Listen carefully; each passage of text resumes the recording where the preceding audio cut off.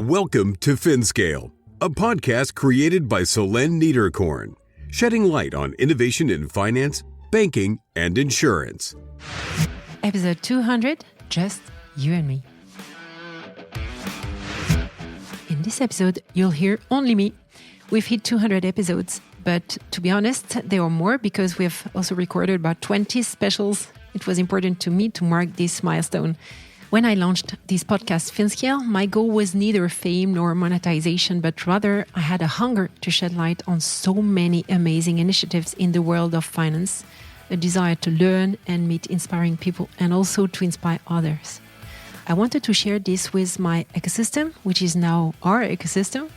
And the idea was and always has been to demystify complexities by unpicking the most intricate parts of an industry that I've also been part of for 20 years. During these 3 years, almost 4, I've had the privilege of meeting nearly 200 experts in the field, immersing myself in topics as varied as private equity, venture capital, banking, payment systems, the CFO stack, trends in crypto, and many other subjects. This 200th episode is not just a celebration, but rather a retrospective, a look back at the significant trends, collaborations, and especially the skills and the exceptional entrepreneurs I've had the chance to meet. With my equipment and unwavering determination and passion, each week I delivered a new episode. In this episode, I'll speak about how I got started, the soft skills I rediscovered, the trends I've followed, and what more I've learned about entrepreneurship. So for this 200th episode, expect a journey through time, a deep dive into what Finscale has uncovered, shared, and celebrated. I'm so eager to share this with you. Thank you to everyone for joining me on this adventure, and I hope you enjoy this special episode of Finscale. As I ask every week, please rate this episode on the podcast platforms such as Spotify, Apple Podcasts. It's a great way for me to get feedback. Go gentle on me. It's a lot harder being the only person on the mic. Enjoy the show. For those who've been listening for me for 3 years, I do realize that many don't really know who I am and what I do. So let me quickly introduce myself. So I'm married. I have 4 children. I'm living in Luxembourg. I would say I live in Luxembourg, but I'm a lot of my time in Switzerland and France. And I love mountains. I love mountaineering, trekking, and of course, do trail running. I've been working in finance for 20 years. I started my career at UBS as portfolio manager before joining the Swiss group Lombardier, where I contributed to major European projects, regulatory projects for most of them. And I also founded a tech business in 2015, just after giving birth, like the same day I gave birth, and then I went to the notary to sign the paper for the creation of my company. And but actually, the venture didn't go as I planned, unfortunately. But it allowed me to work afterwards in a startup. I've been working for 2 years in a RegTech company, and I wanted to understand how these small companies operate. So I did this, and today I'm fully independent. Actually, I wear several hats. Let me summarize what I do, because that could last hours. So I have board positions in funds or companies. I also advise a startup and scale up in the fintech area, of course, in building regulated entities such as AIFM, credit institution, or investment firms, or in payment institution. I take a little bit of my time to also teach at HEC School of Management in Paris, so in France. Of course, I host the Finscale podcast, but I would say I try to restrict myself and have less than 20% of my time allocated to Finscale. Otherwise, it would be too time-consuming. Beyond all of this, I would say I'm a human and I love people and creating connections and impact. So how it all started? Actually, the beginning of my journey, the very beginning of my journey was a discussion with quite a famous podcaster in France called Mathieu Stéphanie, who became a friend now. And actually, I just had a quick coffee with him to understand what was he doing, all his motivations. And then we talked, and I really felt inspired by what he told me. And when I decided to launch the podcast was when I came back from this cafe in the train from Paris to Luxembourg. And then I said to myself, wow, what he does is really, really, really interesting. And I think this is something I can do.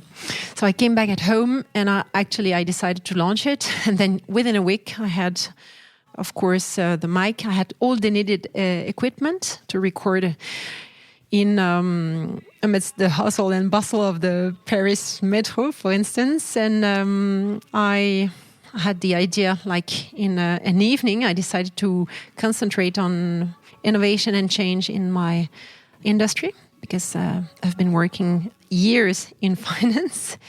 And I wanted to capture the essence of the rapid evolution of finance and technology. For the team, I chose a studio module, which is a great studio based in Paris. And Morgan Prudhomme, who is my great engineer, has become such a precious contact for me. I guess he's the person I'm the most in contact with on WhatsApp. And feel free to reach him on my behalf if you need to launch a podcast or even some videos. He's a great, also specialist in video. And and for English, I decided to take a proofreader because my English is, I would say, continental English. I don't know if we can say that, but I wanted the level of a British speaker. So I took a British speaker to help me and to add a discrete British nuance to my output. Regarding the newsletter platform, I decided easily Substack. Substack is quite used by content creators. I'm very happy. I still remain very happy with Substack. And for the visual, I created the visual on Canva. I guess it took me like 30 minutes. I shouldn't say that. Yes, but it's the effective approach to establishing an attractive visual identity. I guess the most efficient. And and in the beginning, I wrote dozens of cold emails in the beginning, like so many of us. And at first, nobody knew about Finscale. And in a way, that hasn't changed so much because when it comes to coverage, new countries, nobody knows me in the US, so I have to struggle to get great guests on my podcast based in the US, but it's great. It's great doing this. And regarding the anecdotes, it's funny because I recorded in very, very strange places I recorded on vacation, during travels, in restaurants, beside a pool, returning from skiing, in noisy cafe on the street, even on a porch or by the sea. And in places sometimes comfortable, but sometimes not at all. And and when I record English episodes, sometimes I have to record very late at night. When it's a Californian-based guest, I have to record at midnight, but it's okay. Regarding writing, I wrote to you from Athens airport at 4 a.m. in the morning, from the depths of Norway, New York, and Chicago, and on many, many car rides. My children know that because I always have my computer on my knees and working with my bows on my ears. And yes, that's the way I work. And that's the only way for me to keep this 20% amount of my time dedicated to my podcast and not to pollute the other activities that I'm doing. And it's never happened that my email on Sunday morning didn't go out. Yeah, first I wanted to give you some content. So Finscale was launched in May 2020, and I've released 1 to 2 episodes a week ever since. In total, that makes 220 episodes. And I've had the immense pleasure of speaking with heavyweights from insurance, banking, investing, and everything in between when it comes to the world of fintech. It's been incredible, and I wouldn't have believed that Finscale would have hundreds of thousands of listeners, to be honest. So it remains a very niche podcast in the vast world of podcasts with, I would say, a French-speaking audience mainly. And guess what? Finscale often ranks in the top business podcast on Apple Podcast France, which is great. I'm very happy about that.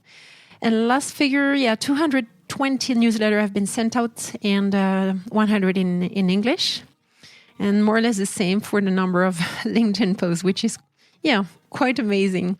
And and among the companies I've spotlighted on my show, some have taken off or been acquired.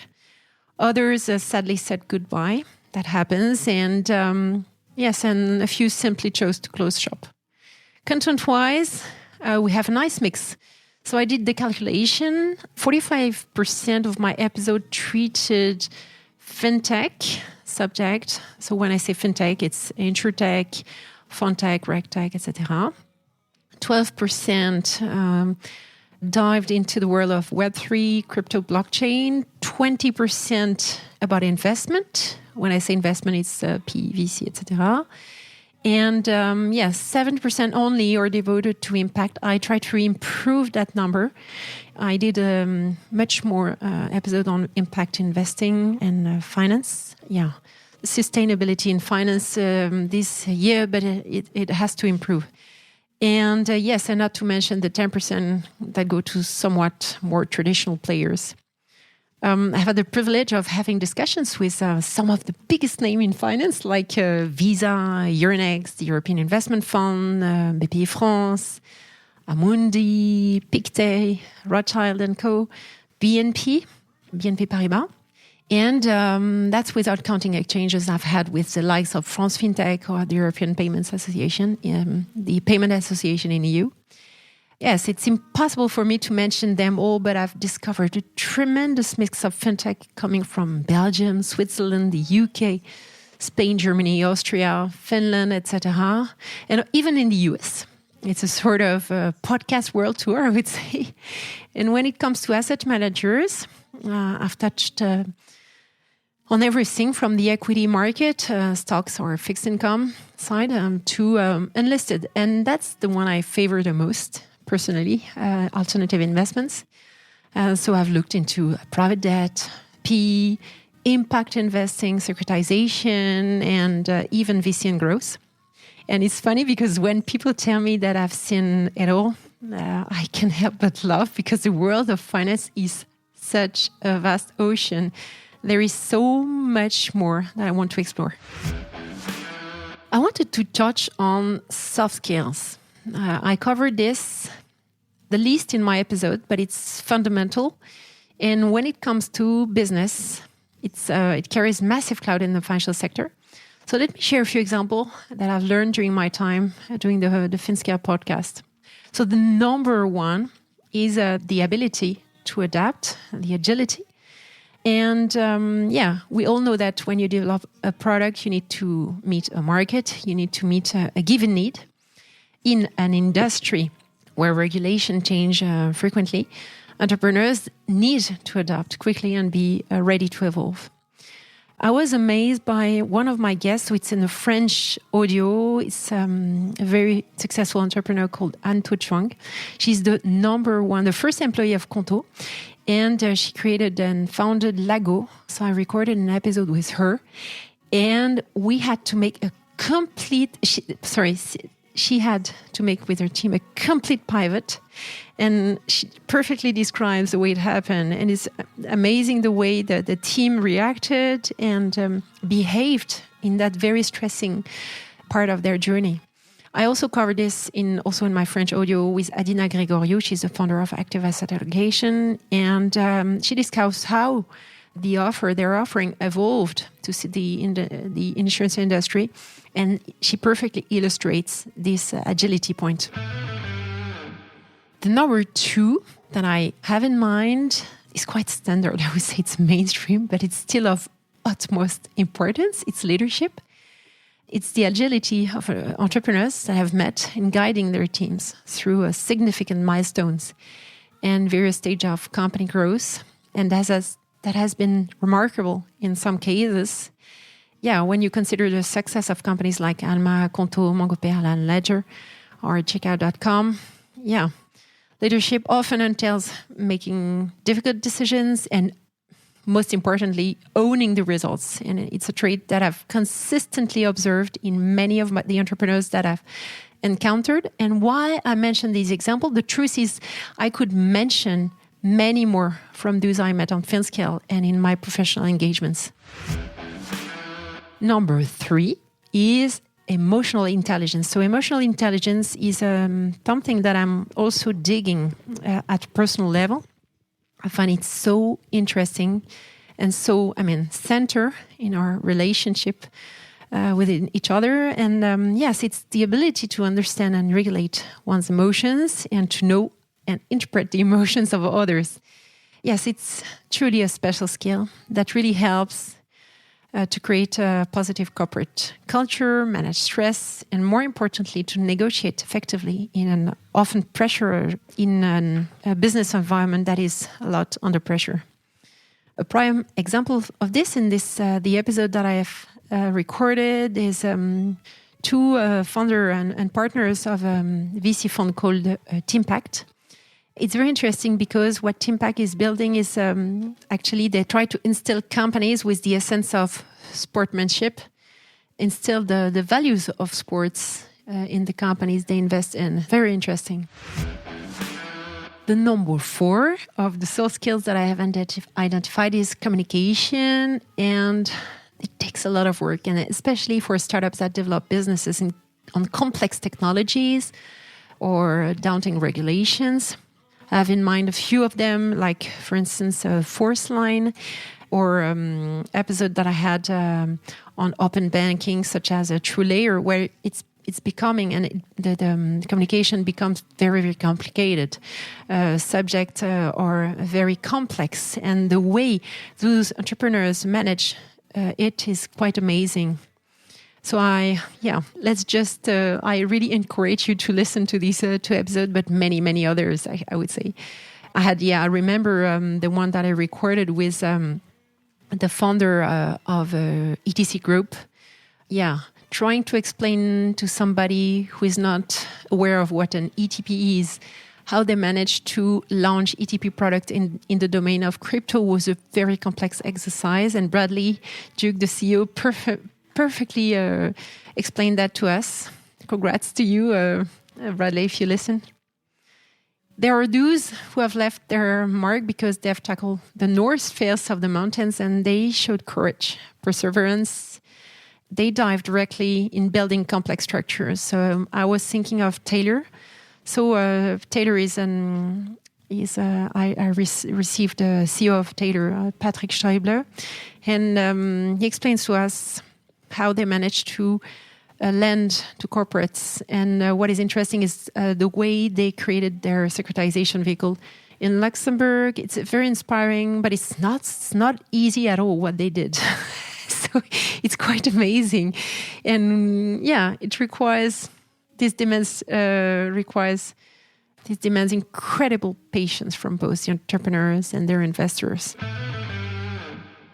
Among the recipes for creating miracles, I've noticed a common thread, which is the cultivation of a strong corporate culture. This is evident in companies like Penny Lane, which is initially based in France. And a significant part of their success to the foundation laid by their company culture, in my opinion. Second element that I have noticed is, giving meaning to one's business. If I think of an episode that has truly left its mark on me, it's definitely the one I had with Sweep. It's a startup that is based in France and takes its mission very seriously. It's not about just offering a service. You can really get a sense of their vision with the CEO. Her name is Rachel Delacour, and she articulates and advances a vision that gives meaning to the company. There is a real purpose, and we can feel that it has galvanized all the employees and to unite behind one common objective, which is sustainability. It's quite amazing. The third point that I have also in mind is valuing diversity. There are a lot of initiatives in the financial industry that try to highlight the importance of diversity and inclusion. I'm thinking specifically about Ladies Bank, which has an initiative launched by Odo BHF and Sista Fund. And those two initiatives confirm that diversity is not just a representation issue and a real driver of innovation and performance. There are, of course, many other ingredients that I should have included, like a strong management team, adaptability of the business model, clear and evolving business model, governance. Governance is so important. A governance that is adapted to the stage of the company, a board that is adapted to the stage of the company. Of course, the international office culture, strategic and well-executed networking, along with, yes, important, very important partnerships that are both sensible and swift to establish, are also critical components. One of the topics that I have really enjoyed seeing emerge is that of sustainable finance. Moving beyond the stereotypes, I've uncovered true gems and teams fully committed to the cause like Satgana, Carbon Equity, Mirova, Kimpa, Ring Capital, Impact Partners, or Stripe. This is one of the major fintech themes that fascinates me, and I can share a list, but it might end up being too long. All that as a service topics as well, like lending as a service, payment as a service, of course, banking as a service, rent-to-own, revenue-based financing, buy now pay later, reverse buy now pay later, and of course, wealth tech. I've been working in the wealth area for 13 years, so I'm very sensitive to wealth tech, and notably eToro, Scalable Capital, and Finari. I love discovering more about Web3, crypto, and blockchain, whether through tokenization or wealth tech. And I really enjoyed the discussion I had with some of the advanced players in the game. And in total, I guess if I remember correctly, more or less like 20 episodes dealing with this. A recurring theme I have encountered is the CFO stack. I've discovered a plethora of solutions in areas such as cash management, bill payment, accounting, and beyond. Yeah, I must admit that I did deviate a little bit. I ventured beyond finance to delve into the world of startup studio.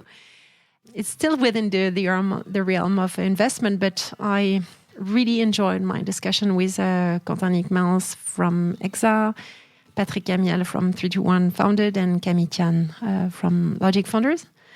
And it's a model that makes sense, that's exciting, and that has given birth to amazing company.